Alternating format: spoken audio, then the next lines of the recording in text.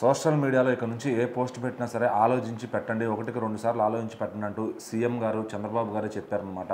తేడా చేస్తే తాట తీస్తామని వార్నింగ్ కూడా ఇచ్చారు. అంటే అది ఎందుకు అంత దాకా రావాల్సి వచ్చిన పరిస్థితి? అయితే సోషల్ మీడియాలో ఏదైనా ఒక పోస్ట్ పెట్టే ముందు అసలు నిజానిజాలు ఏంటి, దాని వెనకాల ఎంతవరకు నిజం ఉంది, దీన్ని ఎవరైనా కావాలని సృష్టిస్తున్నారా, సో ఇలాంటివన్నీ కూడా తెలుసుకొని పోస్ట్ చేయాలి. అండ్ మీరు పోస్ట్ చేస్తున్నారంటే ఖచ్చితంగా దానికి కంప్లీట్ బాధ్యత కూడా మీరే వహించాలి. సో అది నిజమేనా, మనకి ఎవరు చెప్పారు ఇది పోస్ట్ చేయమని, వాళ్ళు చెప్పారు కాబట్టి ఏదో చేసేస్తున్నాం గుడ్డిగా డబ్బులు ఇస్తున్నా ఇట్లా కాదు. జస్ట్ దాని వెనకాల ఎలాంటి రీజన్ ఉంది అని చెప్పేసి ఖచ్చితంగా 1-2 సార్లు ఆలోచించాలి. లేకపోతే ఎవరెవరైతే ఇలాంటి పోస్టుల వెనకాల ఉన్నారో వాళ్ళందరికీ ఖచ్చితంగా తాట తీస్తాం, జైలు శిక్ష కూడా ఖచ్చితంగా పడుతుందని చెప్పేసి కూడా సిబిఎన్ గారు చాలా సీరియస్గా వార్నింగ్ ఇవ్వడం జరిగింది. సో ఇదంతా కూడా అసలు ఎందుకు మాట్లాడుతున్నారు, అసలు సోషల్ మీడియాలో ఎవరు పోస్టులు పెట్టారు, ఎలాంటి పోస్టులు పెట్టారు అని మనం దీని గురించి మాట్లాడుకుంటే, ఇంకా రీసెంట్గా కొంతమంది వైసీపీ పేటీఎం బ్యాచ్, సో వాళ్ళందరూ మనకు తెలుసు అసలు గతం నుంచి కూడా వాళ్ళు ఎన్ని పోస్టులు పెట్టారు, ఎంతమందితోని పెట్టించారు, ఎన్ని గ్రూపులు మెయింటైన్ చేస్తున్నారు.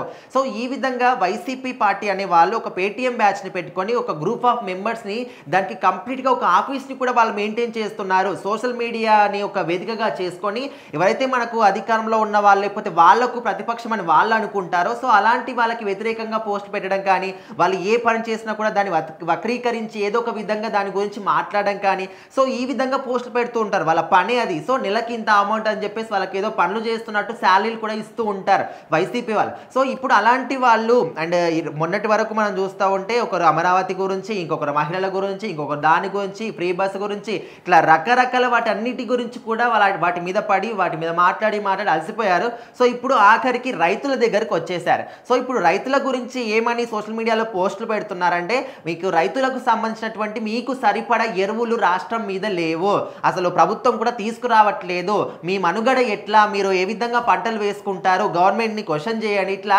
వాళ్ళని రెచ్చగొట్టే విధంగా పోస్టులు పెడుతూ ఉన్నారు. సో దానికి దీటుగా సిబిఎన్ గారు ఆ పోస్టులను చూపెడుతూ, ఈ విధంగా మీరు పోస్టులు పెట్టే ముందు 1-2 సార్లు ఆలోచించండి. మన రాష్ట్రంలో ఎరువులు లేవని మీకు ఎవరు చెప్పారు, వాళ్ళు చెప్తే గుడ్డిగా నమ్మేస్తారా? మీరు ప్రభుత్వం దగ్గరికి వచ్చి ఎరువులు ఉన్నాయా లేదా అని మమ్మల్ని అడిగితే మీకు తెలుస్తుంది, లేకపోతే ఒక డిపార్ట్మెంట్ ఏది ఉంటుందో మేమంటే అబద్ధం చెప్తుండొచ్చు ప్రభుత్వం అని చెప్పేసి ఆ డిపార్ట్మెంట్ అడిగితే తెలుస్తుంది కదా అని చెప్పేసి కూడా ఆయన మాట్లాడుతూ, మన రాష్ట్రంలో రాష్ట్రం మొత్తానికి కూడా సరిపడేటటువంటి ఎరువులు మన దగ్గర ఉన్నాయి.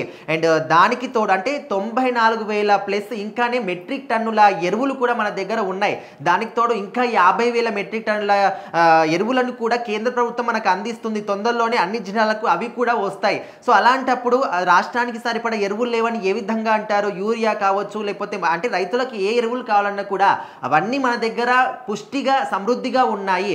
సో ఈ విధంగా సోషల్ మీడియాని టార్గెట్గా చేసుకొని వైసీపీ వాళ్ళు ఎవరైతే ఈ విధంగా చేస్తున్నారో ఇక మీదట పెట్టే ముందు మాత్రం కాస్త ఆలోచించండి 1-2 సార్లు, లేకపోతే ఖచ్చితంగా తీవ్రమైనటువంటి యాక్షన్లు మీ మీద తీసుకుంటామని చెప్పేసి సిబిఎన్ గారు చాలా వార్నింగ్ అంటే చాలా సీరియస్గా చెప్పారు. ఎందుకంటే రాష్ట్రంలో మా గురించి మాట్లాడినా లేకపోతే పార్టీల గురించి కానీ మా ఇంట్లో వాళ్ళ గురించి మాట్లాడినా కూడా సైలెంట్గా ఉన్నాం ఓకే, కానీ రైతు అనేవాడు దేశానికి వెన్నుముక్క, రైతు లేకపోతే మన ఎవ్వరు కూడా ఒక 5 ఏళ్ళు నోట్లోకి వెళ్ళవు.